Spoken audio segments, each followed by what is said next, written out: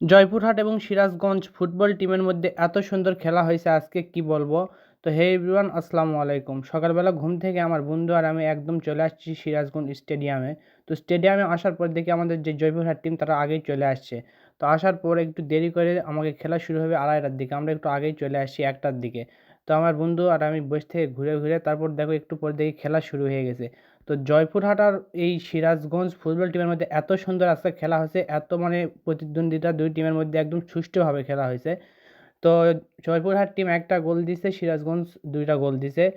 আর এর আগে খেলা হয়েছিল হচ্ছে চাঁপাইনবাবগঞ্জ আর হচ্ছে নওগাঁ মেবি, চাঁপাইনবাবগঞ্জ জিতছে। তারপর এই অবশেষে খেলা একদম ফাইনাল পর্যায়ে আসে আসে জয়পুরহাট টিম সেমিফাইনালে উঠে গেছে। তো খেলা এত সুন্দরভাবে হয়েছে কি আর বলবো।